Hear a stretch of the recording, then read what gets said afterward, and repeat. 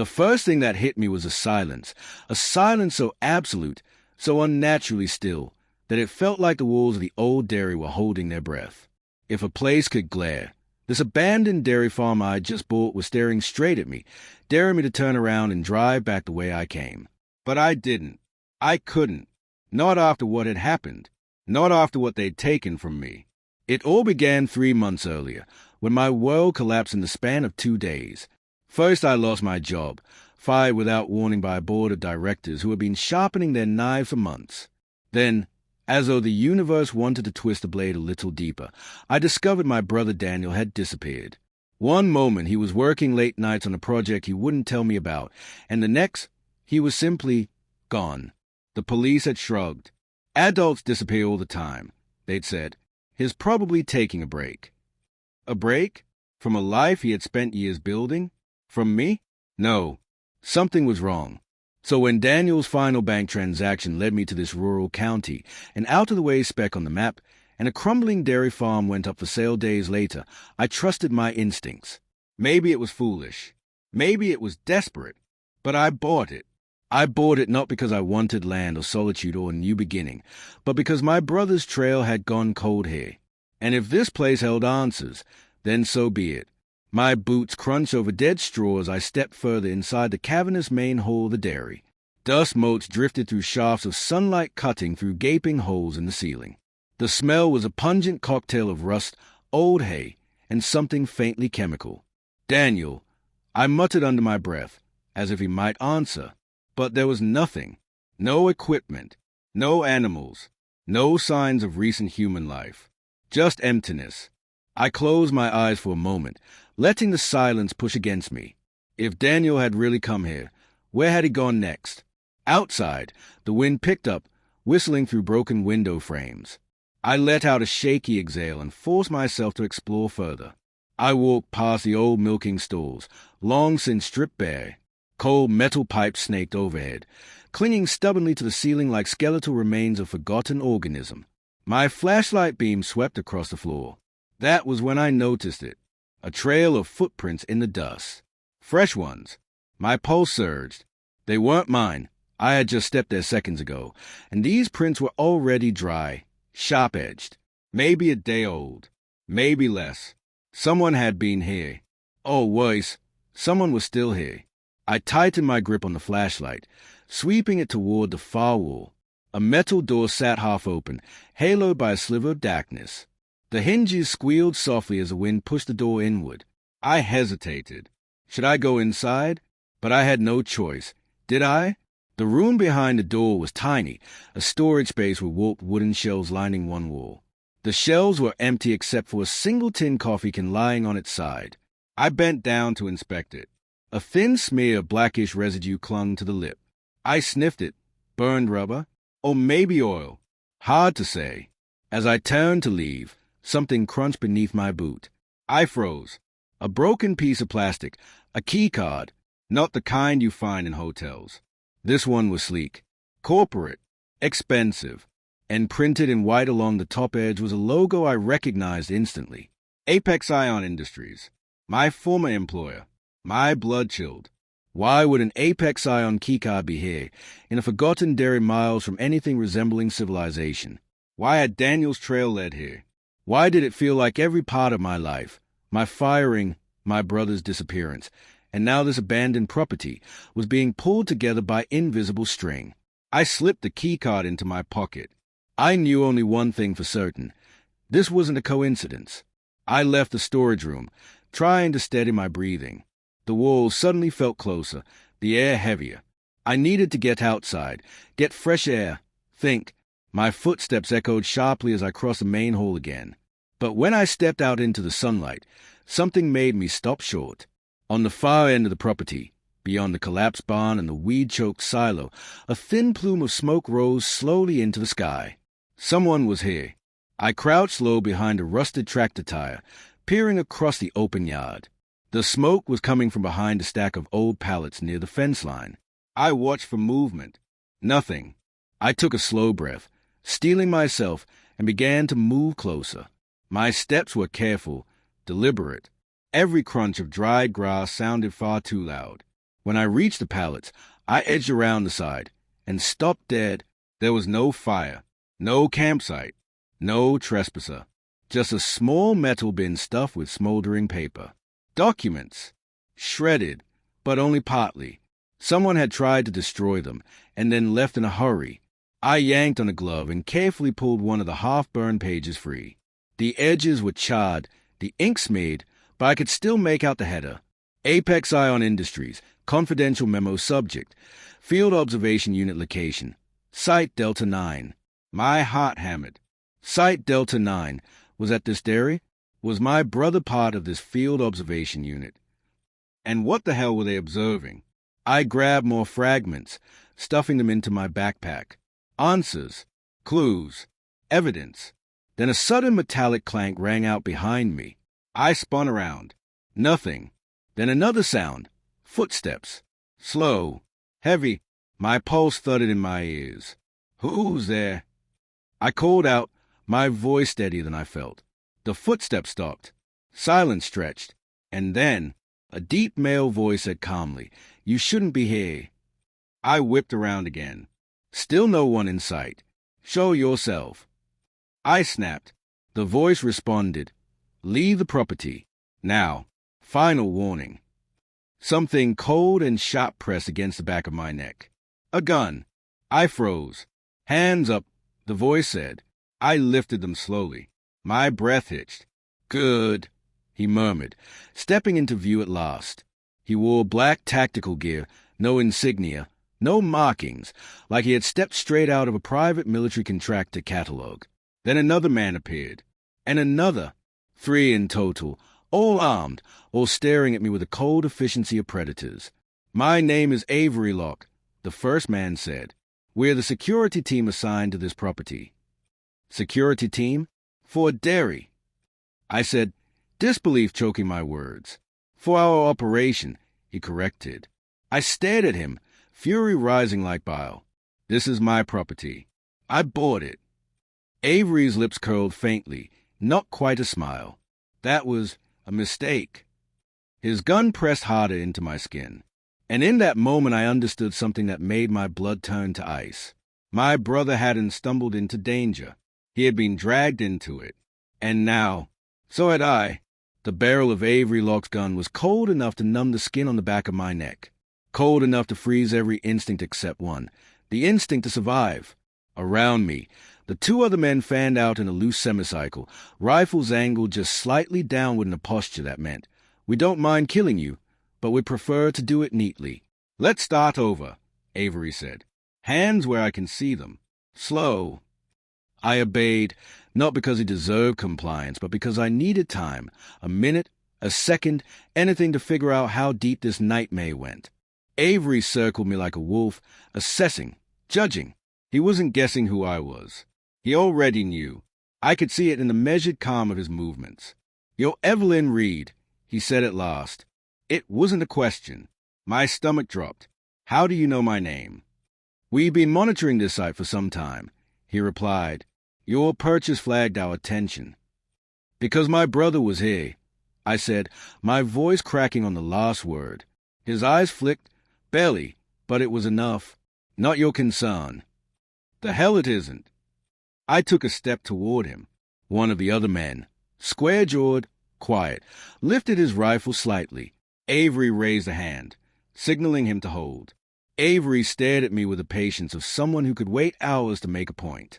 "I'm giving you one warning. Leave this property and do not return. You don't want to be involved in what's happening here." "What is happening here?" He didn't answer. "What did you do to my brother?" Still nothing. No flinch, no twitch, no flicker of human reaction. I realized suddenly that Avery Locke wasn't here to explain. He wasn't even here to threaten. He was here to erase. The realization hit me so hard I almost staggered. Daniel wasn't missing because he had stumbled into the wrong place at the wrong time. He was missing because these men hadn't let him walk out. My throat tightened.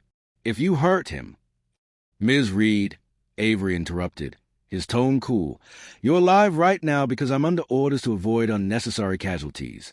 Leave. That's all. And if I don't—" His answer was simple. Then your story ends here. The wind picked up, swirling dust between us. An old piece of metal sheeting banged rhythmically on the barn wall behind him. It sounded like a countdown. I took a long breath, forcing myself to stay steady. I'm not walking away until I know what happened to Daniel. Avery sighed softly, not in annoyance but in resignation. Then I strongly recommend you come to terms with disappointment, because whatever he did, is not your concern anymore. My blood ran hot. Here's my brother. And this, Avery said, sweeping a hand around the desolate property, is now an active Apex Ion operation site. You're trespassing. Apex Ion fired me.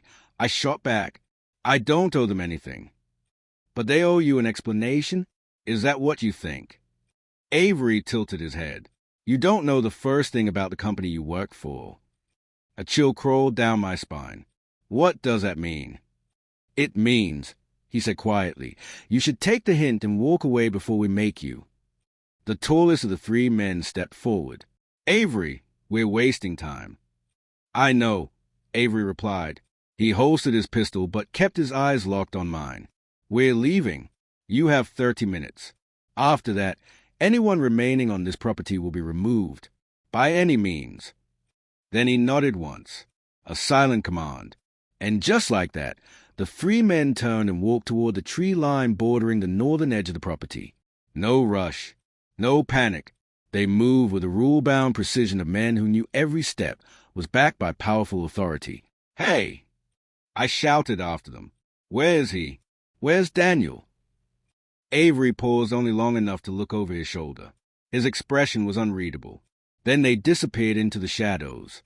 For a long moment I just stood there, unable to move, the silence closing in like a physical weight. I didn't realize I was shaking until my hands brushed against my thighs and came away trembling. I clenched them tightly. 30 minutes. They were giving me 30 minutes before. What? Coming back with reinforcements? Burning everything? Killing me? Every instinct screamed to run, but another voice, quieter but fiercer, rose above the fray. Daniel. Find Daniel. I forced myself to breathe, slow and steady, and moved quickly back toward the smoldering documents. The men had left them untouched. Maybe they didn't care. Maybe they didn't think I would dare remain here long enough to dig deeper. But they were wrong. I knelt beside the metal bin and pulled out the half-burned pages, some still warm from a fire.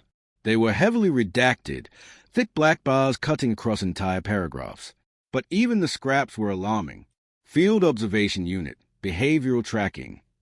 I muttered. Internal human data metrics, cross-site relocation. What the hell had Apex Ion been doing here? I shoved every scrap into my backpack and zipped it shut. A distant rustling made me jerk upright, heart hammering, but it was only the wind stirring a sheet of corrugated metal. Still, the air felt charged, like the property itself knew danger was closing in. I hurried toward the main dairy building again. If Daniel had been here, if he'd left anything behind, I had to find it now. 30 minutes felt like 30 seconds. Inside, the dim hole seemed darker than before. My flashlight beam cut through swirling dust. I searched every stall, every concrete trough, every rust-coated pipe. Nothing. Then my beam landed on a thin seam in the floor I hadn't noticed earlier, a rectangular outline near the back wall. A hatch. I dropped to my knees, brushing away layers of grime. There, an inset handle. My pulse surged. I wedged my fingers under the metal lip and heaved. The hatch groaned in protest, stiff from rust, but it opened. A cold draft wafted from the darkness below. A hidden basement. My breath caught. If the men didn't want me here, this was exactly where I needed to go.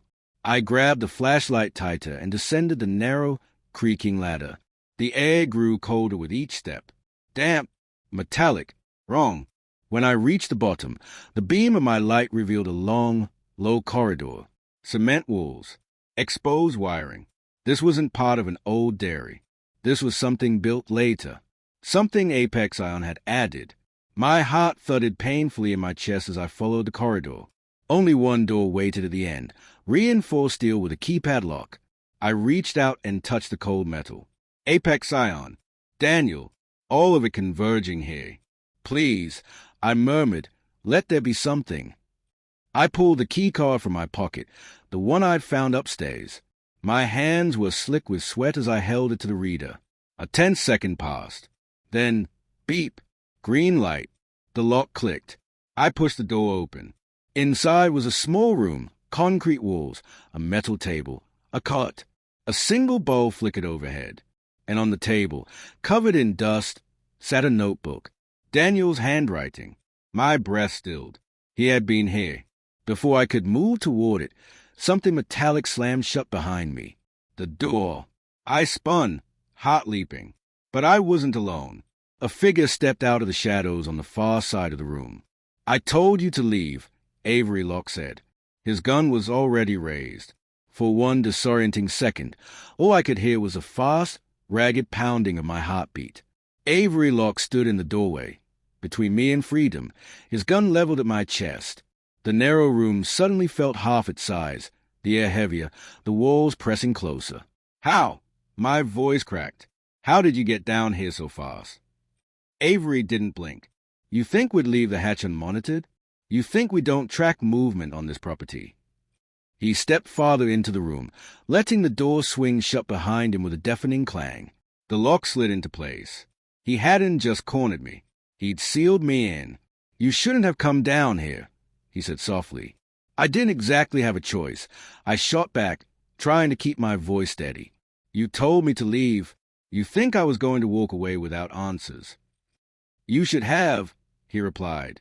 "This," he gestured around the room with his gun, "is classified, and you've already seen too much." I forced myself to breathe.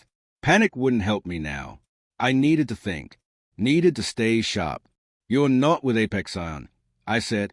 "Not officially. No corporate security unit operates like this. Who are you really?" Avery's jaw tightened. "That's irrelevant." "No," I said, stepping slightly toward the table where Daniel's notebook sat today. "What's relevant is what you did to my brother." His expression didn't change, but his grip tightened on the gun. "I didn't do anything to him," he said.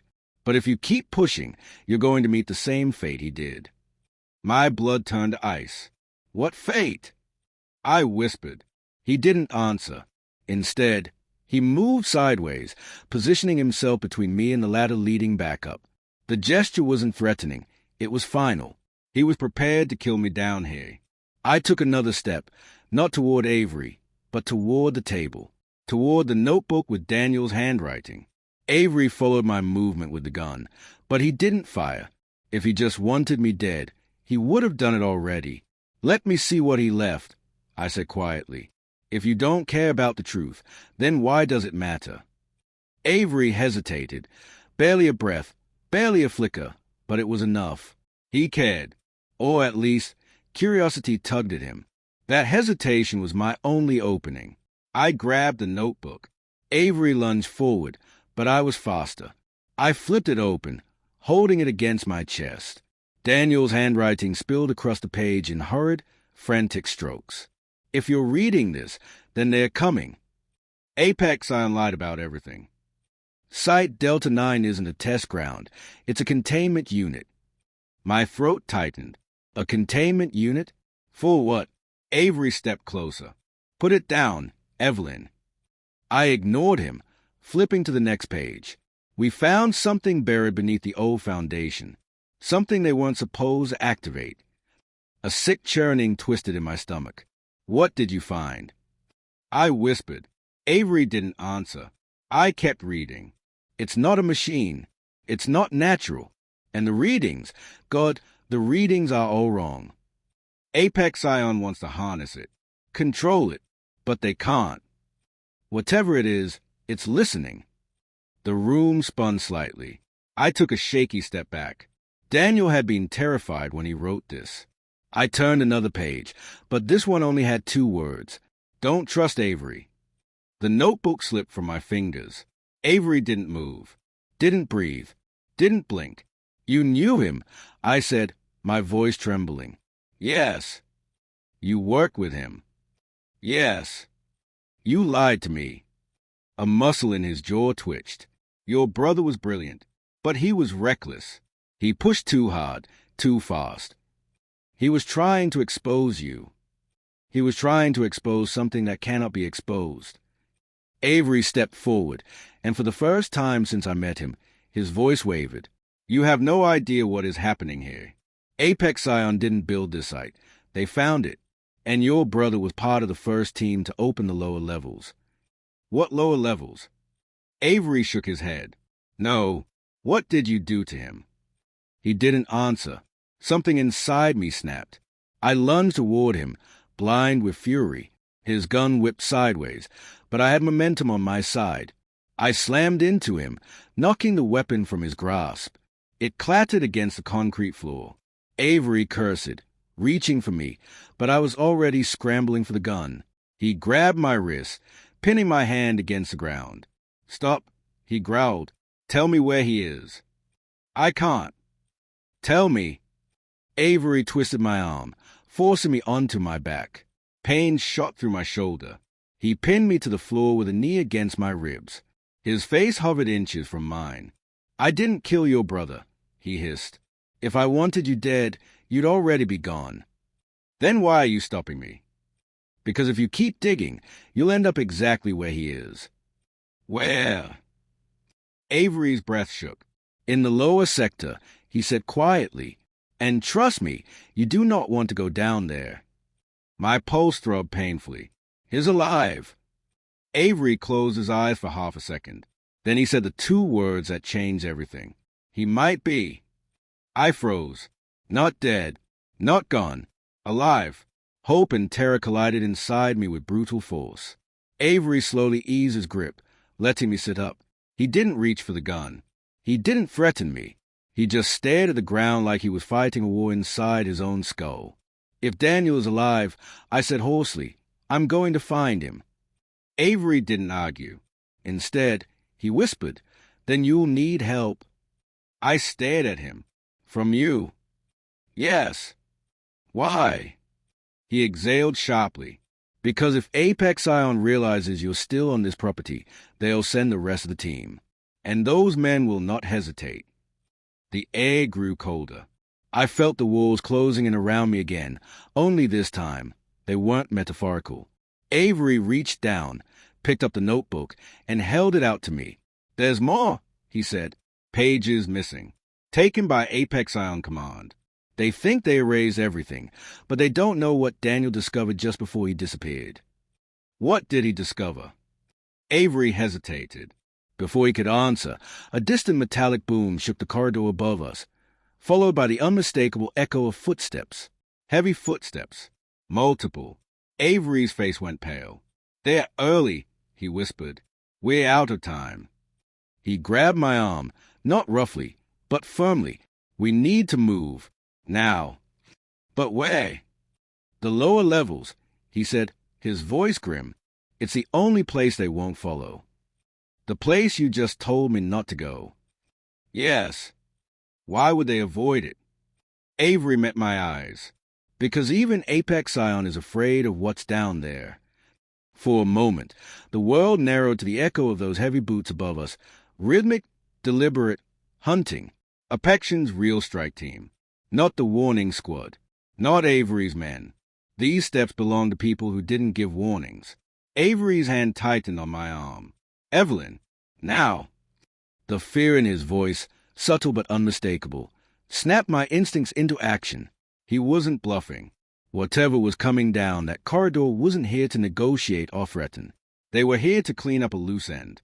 Me. Move, Avery whispered, pulling me toward the far wall of the concrete room. But the ladder... We can't go back up, he said sharply. They'll shoot the moment our heads clear the hatch. The boot steps multiplied, growing louder. 4, maybe 5 sets. One set faster, someone sprinting. Avery spun toward a rust-stained metal cabinet bolted into the back corner. He grabbed the handle and yanked it open. For a second, I saw nothing but old tools, dusty wrenches, coiled power cables, rust-eaten pliers. Then I saw the outline in the concrete behind it. A faint rectangle. Hidden. Avery hooked his fingers behind the metal shelf and pulled. The cabinet swung outward on concealed hinges, revealing a second door, smaller, older, reinforced with thick horizontal bars. A blast door.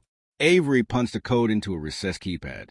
The digits weren't labeled, just faint indents worn from years of use. Beep, beep, beep, word clunk. The bolt shot back. Avery shoved the door open just as a shout echoed down the corridor above us. Unit 3, contact. Someone's below. They found the hatch, Avery muttered. Go! I rushed through the blast door. The air beyond was different, colder, stale in a way that felt ancient, like it hadn't been breathed in decades. My flashlight beam flickered across stone walls, slick with condensation. This wasn't Apex Ion construction. This was something far older. Avery followed me in and slammed the door shut. Through the thick metal we heard the ladder creak as someone started climbing down into the room we'd just left. Avery whispered, "Fast, Evelyn." We hurried down the narrow passageway. The floor sloped downward steeply. My boot slid on moss and grit. The walls were carved stone, hand-cut, not machine-cut. Grooves etched in them formed patterns I didn't recognize. Something between symbols and tally marks. What is this place? I whispered. Avery's voice echoed softly. Older than the dairy. Older than Apex Ion. That doesn't answer anything. I told you. Your brother found something. A chamber. A vault. Apex Ion tried to classify it as a containment unit, but that's not accurate. Then what is accurate? Before Avery could answer, the blast door behind us boomed with a violent impact. We both froze. Another boom. Louder. Metal groaned. They brought breaching equipment. Avery murmured. How long until they get through? Minutes. Then we need to be deeper than minutes. He nodded and pushed forward. My breath came in sharp bursts as we ran. The tunnel twisted left, then right, then sharply downward again. The deeper we went, the colder it became. Not normal cold. Cold like a vacuum. Like something was pulling the heat out of the air. After several minutes, the tunnel opened into a wider cavern. I stumbled to a stop. What is this?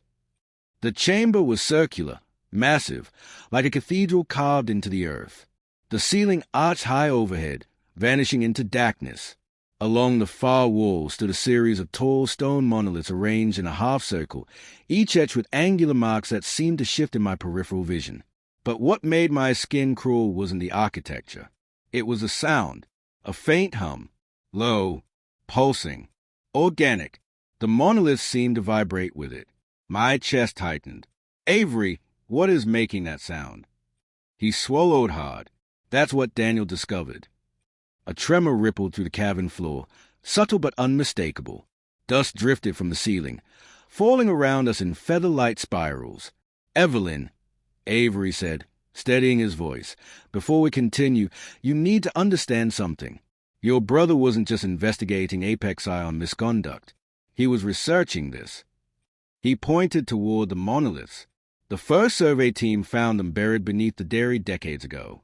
Apex Ion bought the land under a shell company specifically to excavate.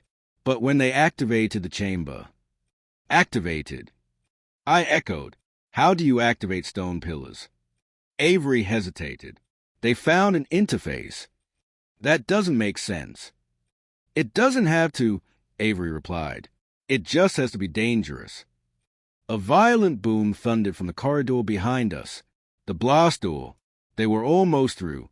Avery grabbed my shoulders, forcing my attention back to him. Listen to me. Daniel was down here when the chamber responded. He got readings, energy spikes, resonance fluctuations, electromagnetic surges. He believed the monoliths were communicating. With who? Avery's expression darkened. That's what scared him. Another deep tremor rippled beneath us, stronger this time. The hum intensified, vibrating against my teeth. I stared at Avery. If Daniel was down here, then where's he now? Avery looked away. My throat tightened. Avery, tell me. He exhaled shakily. There are lower levels. Apex Ion sealed them after your brother disappeared. They claimed a structural collapse occurred. But that wasn't true. So what happened? He went through. Through what? Avery pointed toward the central monolith, taller than the rest, marked with deeper grooves. Whatever that is. The monolith's carvings glowed faintly, barely perceptible, but unmistakably real. A heartbeat of pale blue light pulsed from within the stone, as though something inside were waking up. My breath caught. No, that's not possible. It shouldn't be, Avery said. But the stone is hollow and active. The monolith pulsed again. A whisper, soft, indistinct, seemed to curl through the chamber. Not a voice, exactly, more like the suggestion of one. Avery went rigid. We need to move. Now. Move where? I demanded. You just told me that door behind us is about to break. And in front of us is, what? Magic rock? An ancient weapon. He grabbed my wrist. Your brother left something in this chamber. I didn't know what it was. He hid it before Apex Ion could confiscate his research. He pulled me toward the base of the central monolith. There, wedged between two carved grooves, was a metal cylinder no larger than a flashlight. I yanked it free. Avery's eyes widened. He didn't destroy it. What is it? A data core, he said. It contains everything your brother discovered before he disappeared. I tightened my grip around it. A roar echoed from the corridor, the sound of the blast door finally giving way. Avery's jaw clenched. They're coming. What do we do? He positioned himself between me and the monoliths, scanning the tunnel. We make our stand, and we pray whatever's waking up in this chamber doesn't wake up all the way. The hum grew louder. The stone glowed brighter. Footsteps thundered toward us. Avery raised his gun, and the monoliths began to move. Avery's shout echoed off the cavern walls. Evelyn, get back! I stumbled backward as the monoliths trembled. Not metaphorically, physically. The stone slabs, each weighing several tons, shuddered like something inside them was stretching for the first time in centuries. A low groan reverberated through the chamber, the sound of stone grinding against ancient stone. Then a crack split across the side of the tallest monolith. Not a random fracture. A seam. A door. My nails dug into the metal cylinder in my hand.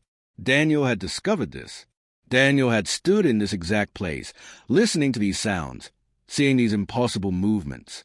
My brother hadn't merely investigated Apex Ion corruption.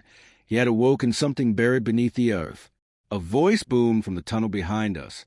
Contact. Targets acquired. Avery sprinted forward, raising his gun. Down! Stay behind the monolith. I dug behind a smaller slab as the first burst of gunfire ripped through the cavern, muzzle flashes strobing the tunnel mouth. Bullets ricocheted off stone with sharp metallic rings. Avery returned fire with controlled precision. 3 quick shots that forced the strike team to take cover behind the tunnel walls. They are more heavily armed than I expected, he muttered. What did you expect? I called from behind the monolith. A polite conversation. Another burst of gunfire tore chunks from the stone inches from my head. I flinched, heart slamming against my ribs. Avery ducked behind cover next to me. They are not trying to capture us. They are trying to bury us. As if summoned by his words, a deep rumble shuddered through the cavern. The monoliths glowed brighter, cold blue light threading across their carved surfaces. The air grew thick, charged, alive. What's happening? I breathed. The chamber is responding, Avery said grimly. Your brother was right. It reacts to energy, to conflict. Gunfire blasted again. One bullet grazed Avery's arm, slicing through his tactical sleeve. He hissed but didn't slow. Damn it, he muttered, clamping a hand over the wound. Blood seeped through his fingers. Avery, your arm. Not important, he snapped. Focus. But the glow from the monoliths intensified until the cavern was bathed in ghostly blue. The hum vibrated through the floor, through my bones, through my teeth. I felt pressure in my skull, like a presence brushing against the edge of my mind. A whisper, not sound, not thought, but something in between, curled through the air. Awake. My breath hitched. Avery, I whispered. Did you hear that? Yes, he said tightly. That's why Apex Ion sealed the lower levels. They triggered something they couldn't control. Another voice, human this time, shouted from the tunnel. Flash charge. A shrill charging sound filled the air. Avery's eyes widened. They are prepping a breaching explosive. If they use it here, the entire chamber could collapse. The monoliths responded immediately. The humming rose to a fever pitch, and the tallest monolith seam widened. A sliver of light, blinding white, pierced the gap. The cavern shook violently. Dust rained from the ceiling. I threw my arms over my head as a thunderous crack split the chamber floor. "Avery!" I shouted over the roar. What did Daniel do to start this? He tried to deactivate it. Avery yelled back. He thought it was some kind of containment device. Containment for what? Avery didn't answer, because we both knew the real question wasn't what it contained. It was whether we'd just released it. The monolith seemed widened further, light spilling into the chamber in pulsing waves. Shapes flickered within the gap, too fast, too distorted to understand. My stomach lurched as a presence and my mind grew stronger. Not alone. Behind us, a Pection strike team charged into the cavern. Go, go, go. Then they stumbled to a stop, rifles dropping slightly as they finally saw what we had seen. What the hell? One of them breathed before his voice dissolved into a scream. The light surged. A blast of force, like a shockwave of icy wind, exploded outward from the monolith. It hit the strike team with bone-snapping power. 2 men were thrown backward into the tunnel wall. Another dropped his rifle, clutching his head as if something were clawing inside his skull.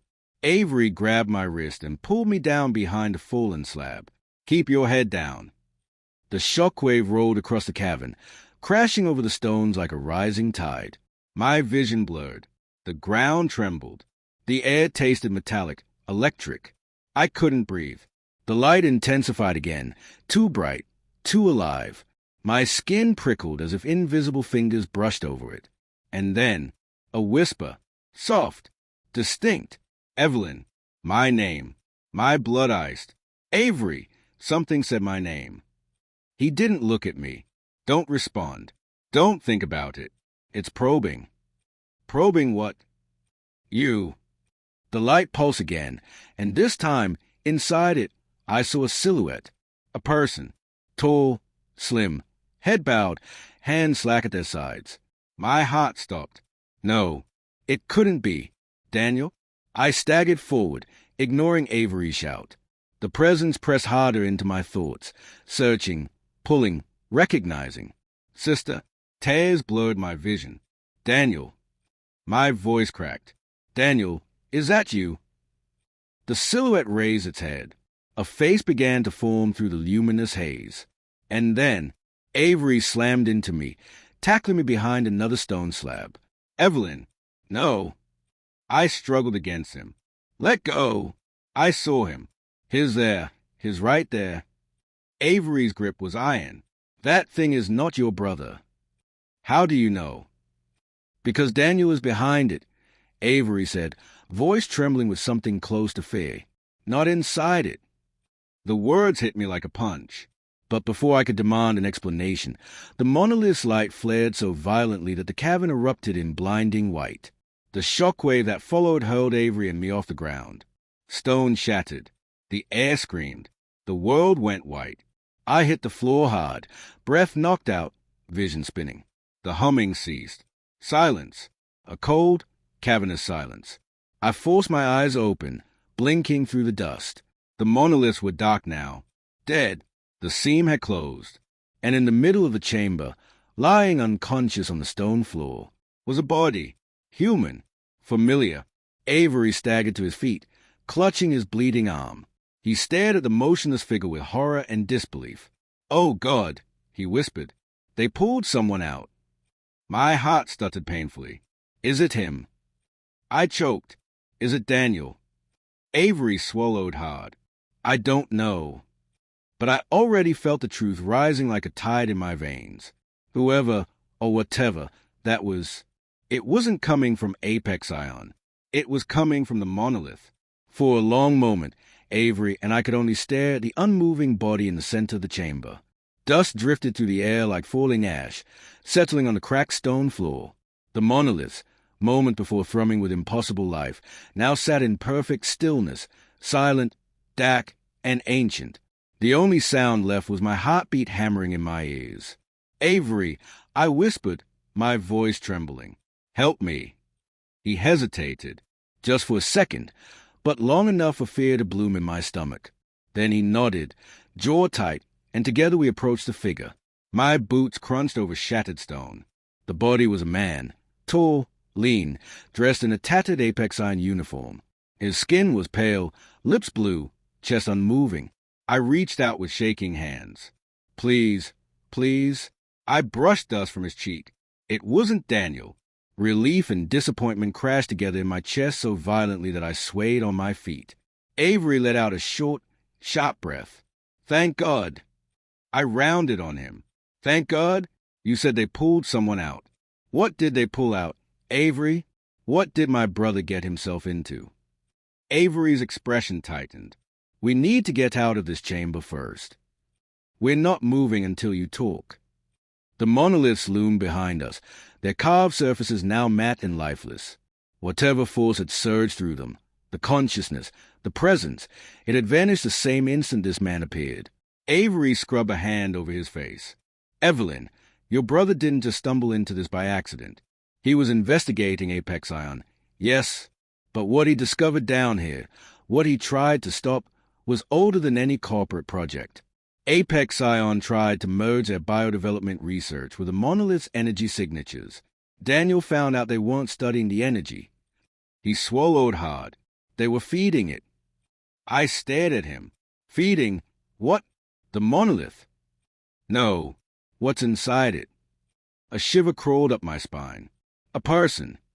"Not a person. Not anymore." My mind flashed back to the silhouette in the light, the vague outline, the whisper of my name, the pressure in my mind like a hand reaching into my thoughts. "You said Daniel wasn't inside the monolith." I said. "Then where is he?" Avery's eyes flicked to the unconscious soldier. "That depends on who this is." He knelt and checked the man's pulse. After a moment, he exhaled sharply. "Alive. Barely." I knelt opposite him. Who could survive being pulled out of whatever that was? "Someone who got too close," Avery said quietly. "Someone like Daniel." My blood iced. "You think this could be?" No, Avery shook his head. "Different height, different facial structure. But he might have seen Daniel." My hope sparked despite everything. We worked together to hoist the man up.